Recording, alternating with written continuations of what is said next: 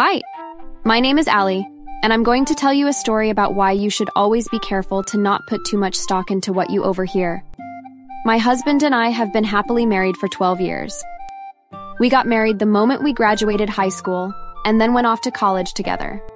We made it through everything: failed grades, moving houses, losing our jobs, and fighting over whether we wanted children or not. It was hard, but we always came out the other end stronger. I was convinced that we were each other's happily ever after. That was until one day in January, after a few drinks, things started to get out of hand. I was in a bar downtown with my best friend, Chrissy.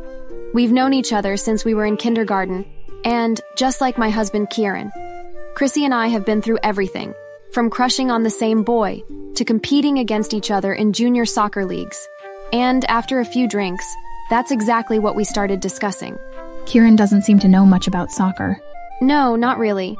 He's not much for sports, so I never thought to tell him about my days as a soccer star. Chrissy and I grin at each other, a few too many cocktails deep, and I'm suddenly struck by a thought. There was something else I never thought to tell Kieran or Chrissy, and I was suddenly just drunk enough to share that information. Do you remember Jack Green? My crush from high school? Yeah, him. Well, we kissed. Actually, we did much more than that.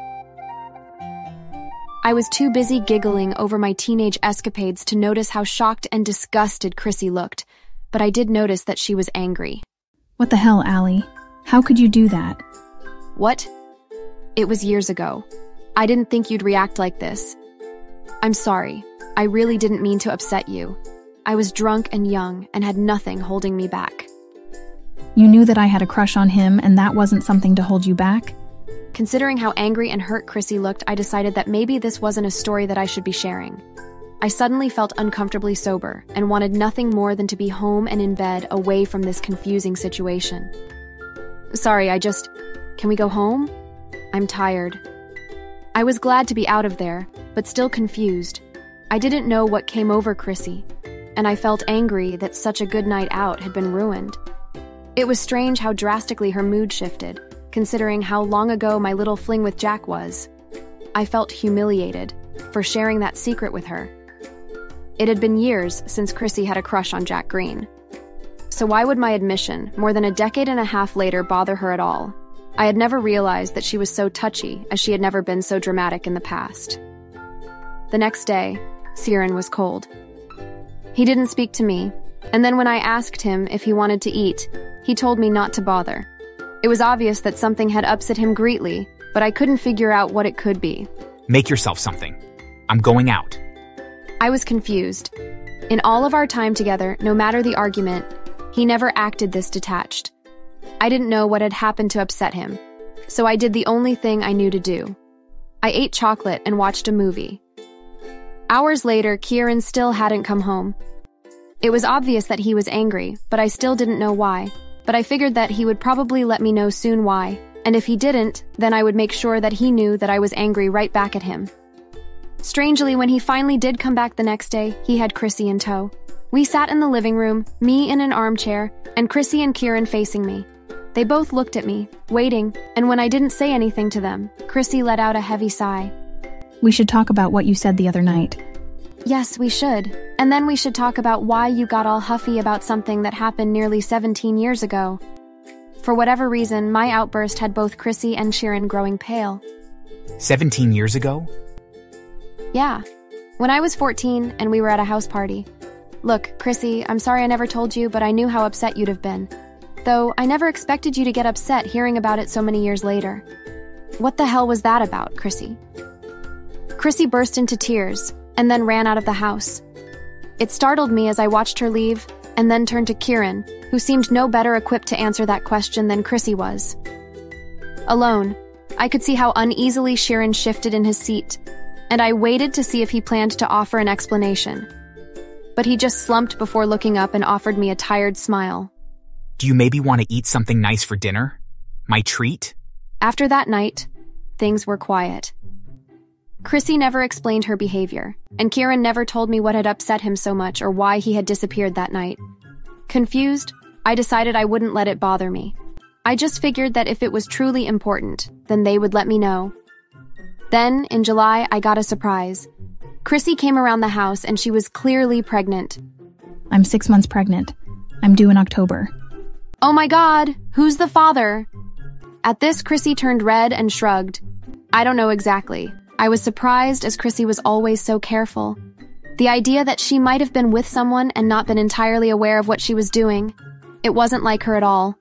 Still, she was my best friend, and I wanted to support her. Well, we'll be here to help you with everything, I promise. Siren and I will do what we can to make sure you have whatever you need. Right, Siren? Right. Chrissy was over at our house a lot as she was nearing the end of her pregnancy. We even had a baby shower, and we met with the midwife, and we debated baby names together. She asked us to be the baby's godparents, and I was honored. When she eventually gave birth, we were there for that, too. I felt as though we'd grown into a family of 4 suddenly, because we never spent a moment apart. Chrissy moved into the apartment above the garage, and we took turns carrying the baby around the house. I loved it, but I was curious about who the father was. I began to wonder if I'd be able to see the father in the child's features as they grew older. Slowly, their eyes turned from baby blue to swamp green. Their hair grew out into a sandy blonde. They had a dimple in their left cheek. Slowly, they were growing into a mini Sharon. Suddenly, it dawned on me who the father might be, and I went straight to Sharon to confront him. He looks just like you. I'm so sorry, Allie. My heart broke. I couldn't believe what they were saying, or rather what they weren't saying, just implying loud and clear, when, why. It was after you told me you'd been with Jack Green. I thought you meant recently, so I told Kieran, and we were so angry. After everything, you went and cheated on him. I couldn't get my head around it.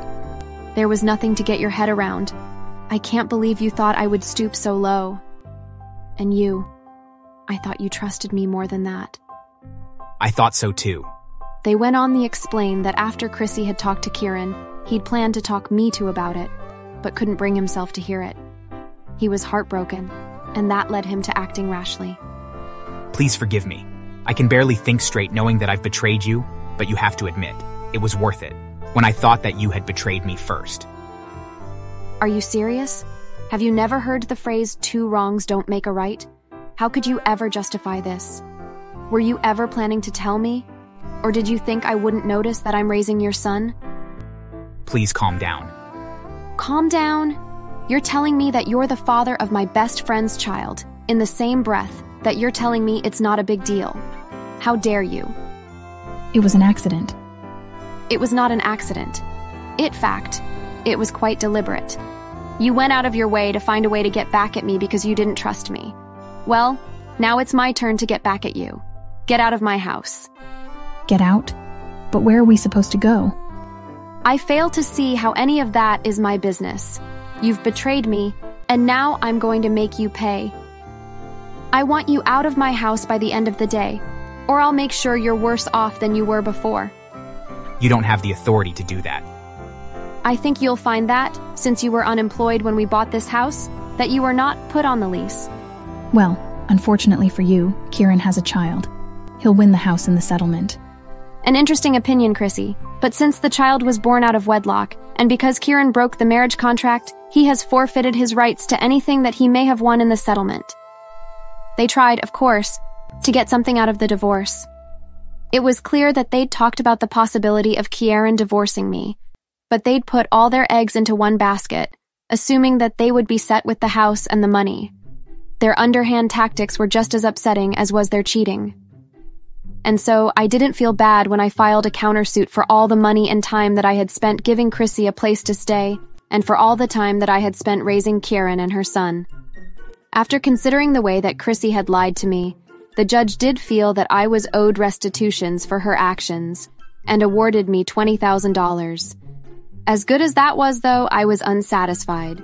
They had both betrayed and hurt me greatly, and so I came up with a plan to get some semblance of justice. I started by writing an anonymous letter to Chrissy's parents telling them about what she had done and how she had ruined a marriage. I had no doubt that Chrissy would figure out that the letter had been written by me, but that wasn't important. A few weeks later, I heard through mutual friends that her parents had disowned Chrissy, and people had even heard that they had written her out of their will for what she had done. I wrote similar letters for Shirin and sent one to his work and the other to his parents.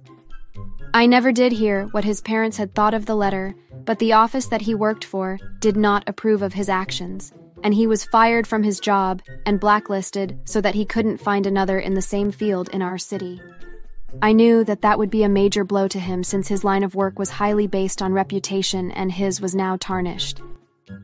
Months later, broke and desperate, Kieran came back to apologize, but it was just poorly delivered as he layered his apology with excuses. I'm so sorry, but surely you understand my unique situation. Can't you appreciate how hard it was for me to think you cheated on me? And now, I have to be apart from you, even after all that time. But I love you. And I loved you, but in one fell swoop you proved that you didn't trust me and that you couldn't be trusted. You've let me down, and I can't forgive you. At least let us move back in. Are you serious? Well, what are we supposed to do? Housing in this city is so expensive. I can't afford to pay rent here. You should have thought of that before you slept with my best friend. I slammed the door in his face and never looked back. Thanks for watching. Please like the video,